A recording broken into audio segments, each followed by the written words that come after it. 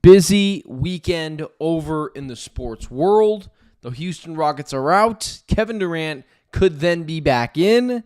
Devin Booker willing to sign an extension, as well as are the Arizona Cardinals just not doing enough to support Kyler Murray? Let's talk about it next. The Ben Garcia Show. Yeah.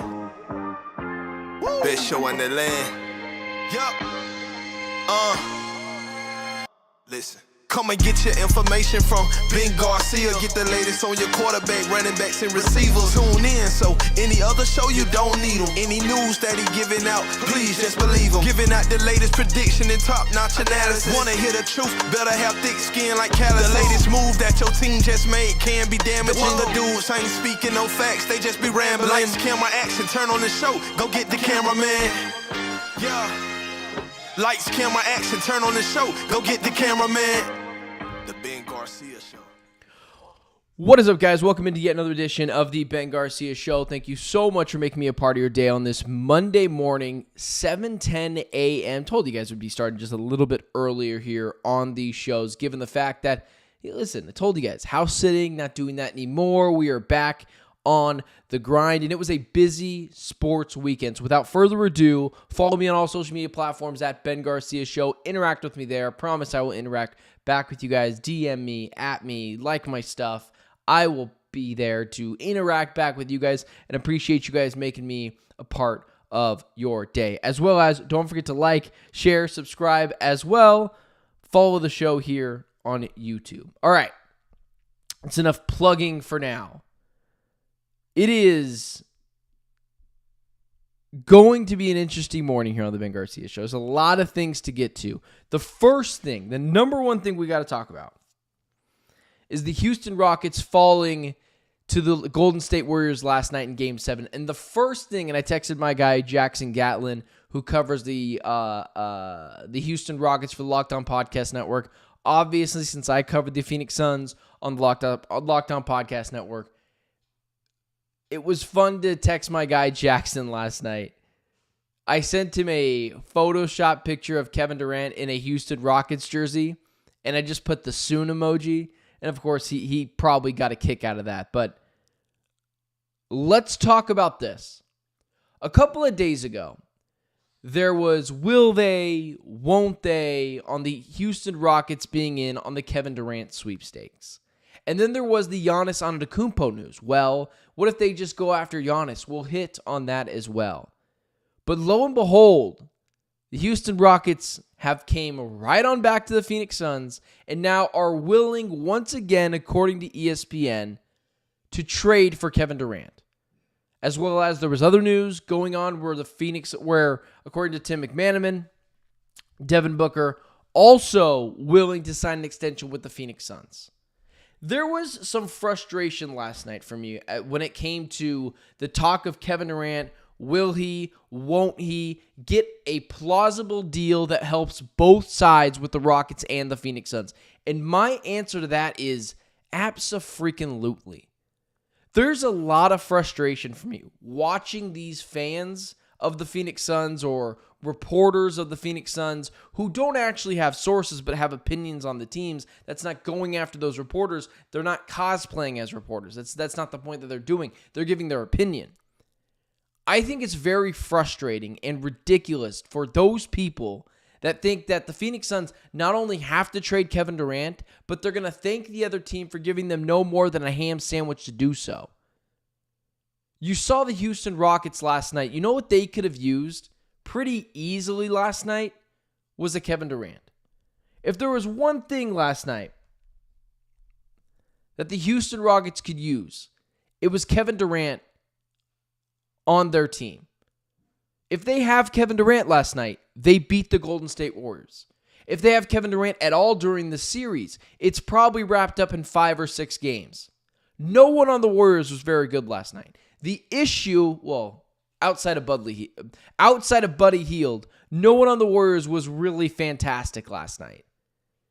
The problem was absolutely no one offensively was good enough for the Rockets, and that's not saying much because they weren't much of anything.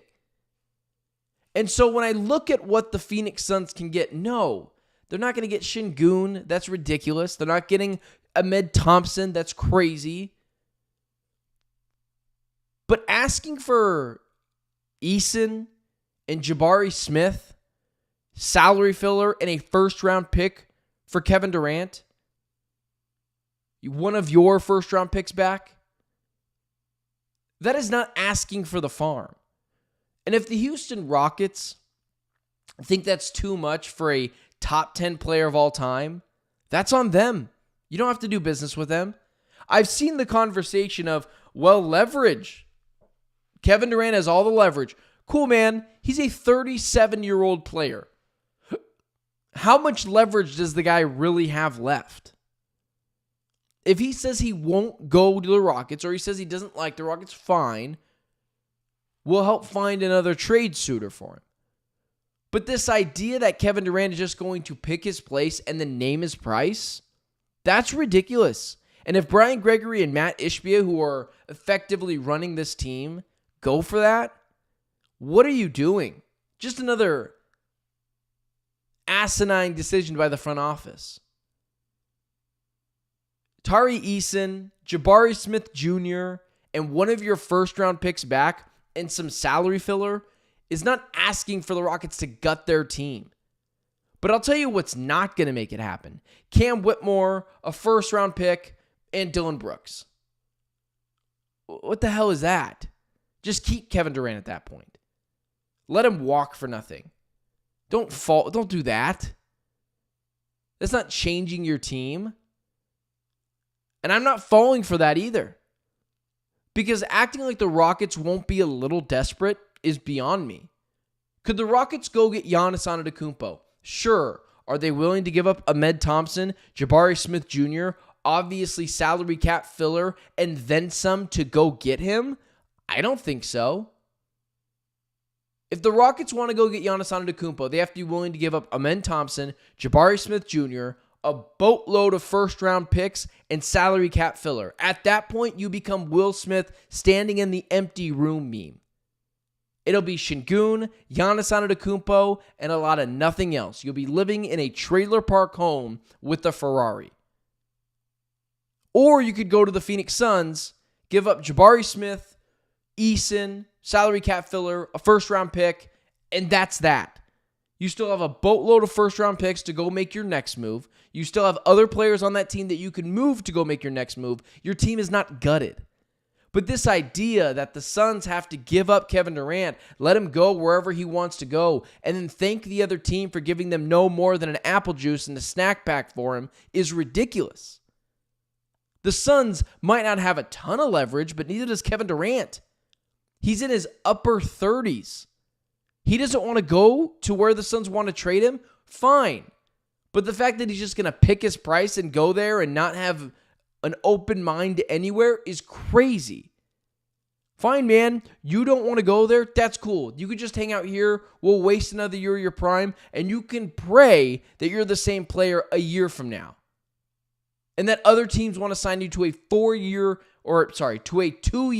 max extension a year from now. But this is nonsense.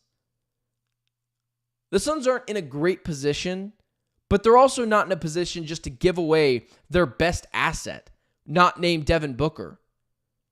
Because I watched Game 7 last night. When it came down to needing a shot, the Rockets didn't have a guy, much less any guy. And what drives me crazy too is this idea that the players you're giving up for Kevin Durant are just too valuable. Let's say the Suns trade. Let's say the Suns want Eason, Jabari Smith Jr., salary cap filler, that being Dylan Brooks, and a first-round pick. Let's just examine those players in this playoff series.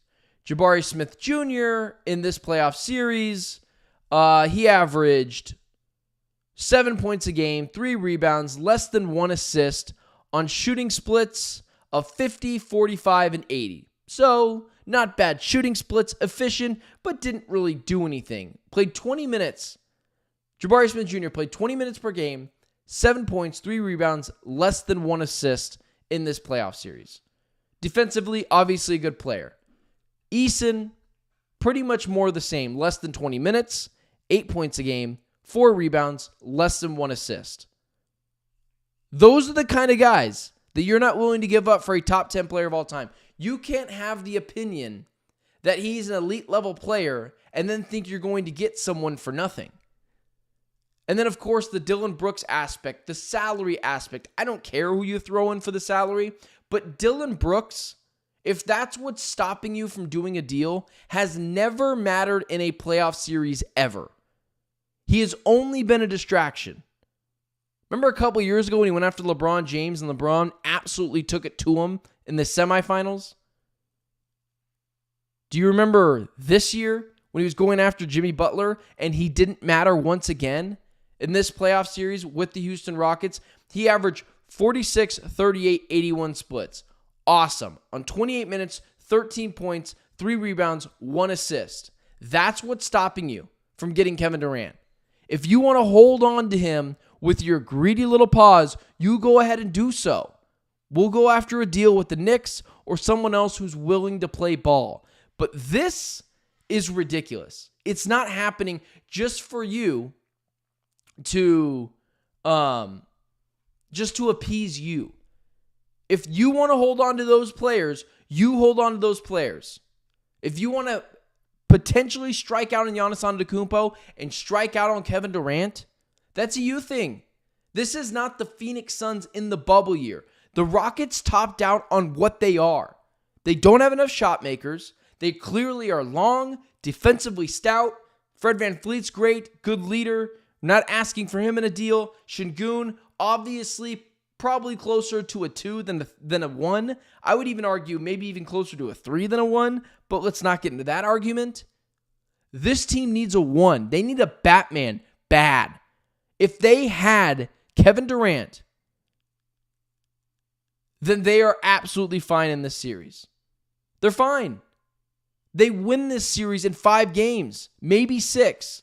So if Eason, Jabari Smith, salary cap filler, that being Dillon Brooks, who has never mattered in a playoff series literally ever, and 1 first-round pick is too much for you for a top 10 player of all time, then get to stepping, man. We'll find someone else who will play ball. But this idea that you're going to get Kevin Durant for Cam Whitmore, a salary cap filler, a first-round pick, and a snack pack, and potentially an orange juice if you're being really kind, is ridiculous.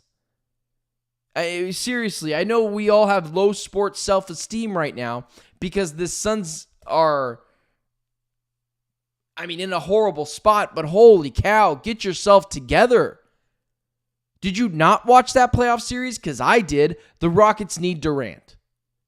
And if they don't want him, fine. Go strike out on Giannis Antetokounmpo or go pay for Giannis Antetokounmpo, gut your whole team, and look like the Suns, Brooklyn Nets, and the Los Angeles Lakers of years ago with Steve Nash and Dwight Howard and Kobe Bryant.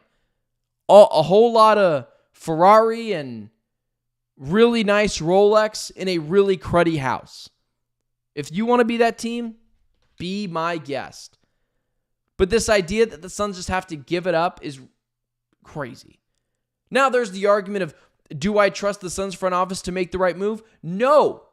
But that's not what we're talking about right now. We're just talking strictly leverage and what the Suns could get back.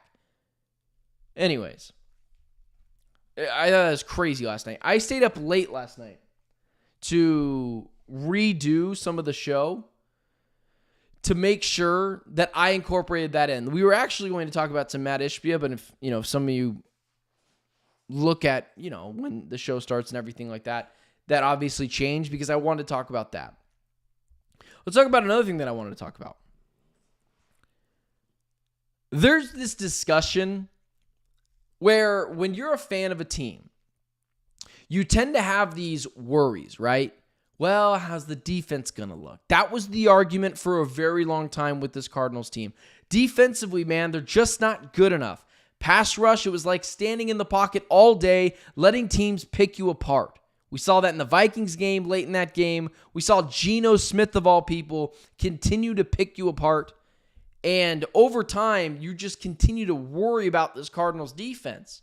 But after a really strong free agency, a really strong NFL draft, the pendulum has now swung the other direction. Now it's the offense. What are the Cardinals going to do offensively? I'm not there.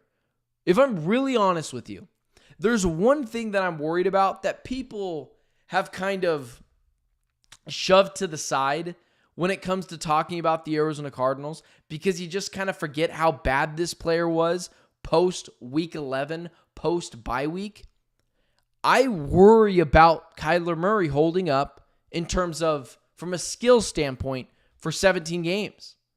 I want Kyler Murray to succeed. My life is better if he succeeds. But what I'm going to be fair about is, if Kyler isn't great, then we're in for a boatload of trouble with this Cardinals team.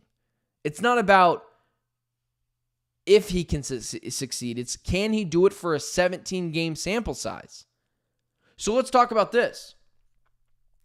There's this notion, because I brought it up last week, because I'm simply trying to find the holes to plug in for this Cardinals team, because every team has holes. Maybe not the Eagles, but the Cardinals have a couple. Even if we think everyone on this team is going to play very well, from linebackers to NFL draft guys, all the way over to wide receivers.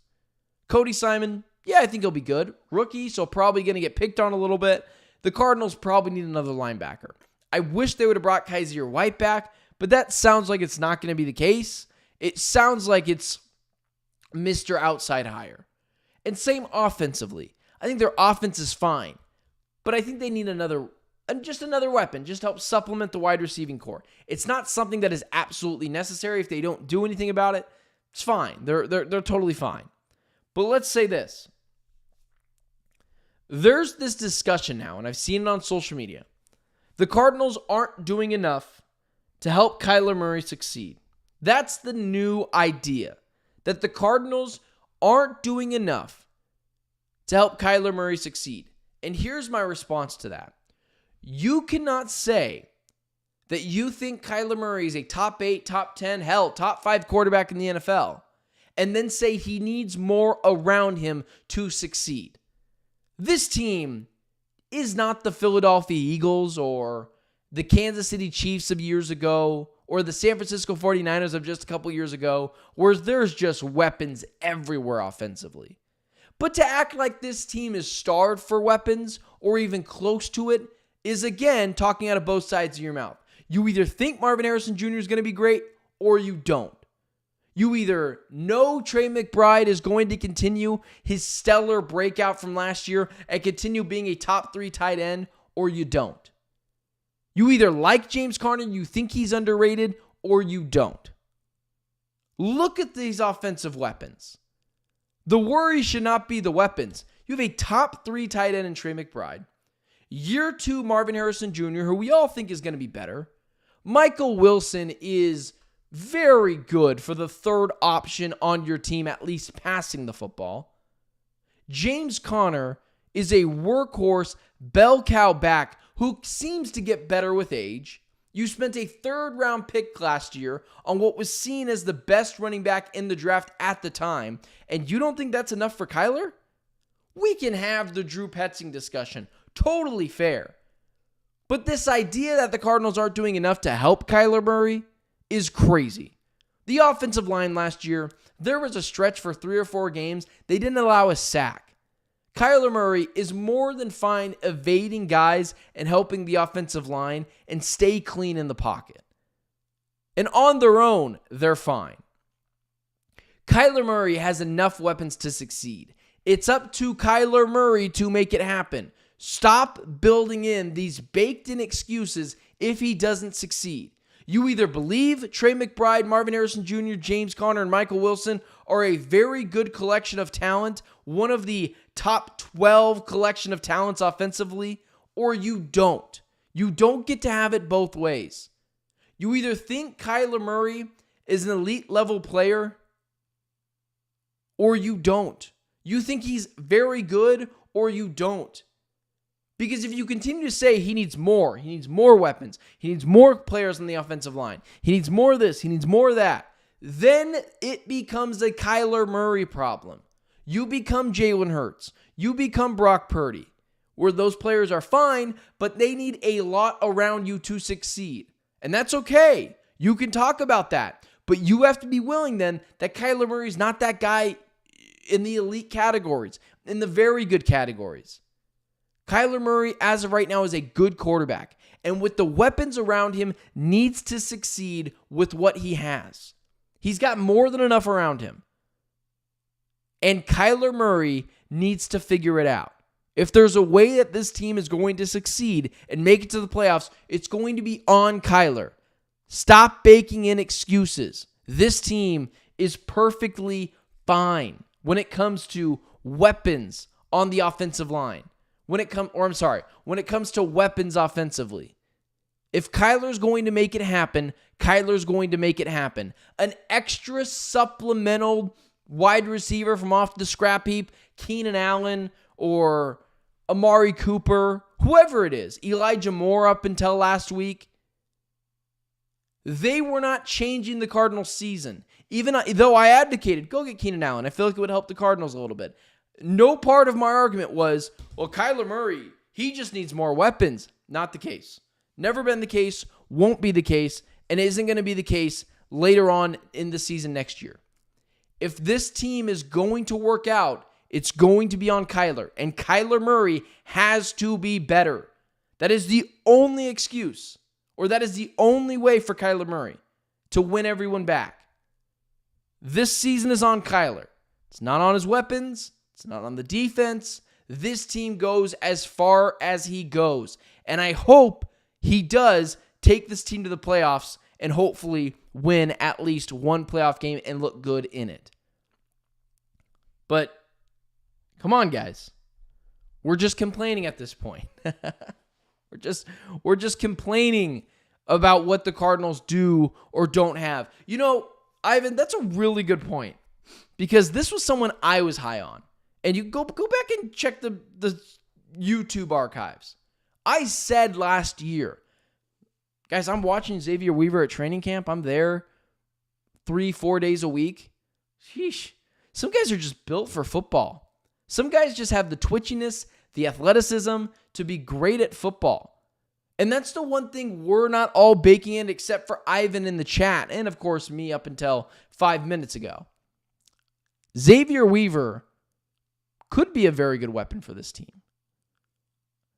I watched him in training camp. Maybe the Cardinals feel like they don't need another weapon. I watched him up close and personal. The dude needs more reps. I watched him at Colorado. He's a good, twitchy, athletic player. I do think he can be better than Greg Dortch. I do think he has the talent to be better than Greg Dortch. If he's your third wide receiver and he's able to do a little bit more than what Greg Dortch did 2 years ago for Kyler Murray, there's your other weapon. Sure hands, twitchy player, kind of deceptively fast. Or I guess I should say, kind of deceptively fast. Those are the types of guy that Kyler Murray has. When it comes to his 5th, 4th, 6th guy, they've got talent. Unlocking Xavier Weaver should be a part of the Cardinals' missions this year.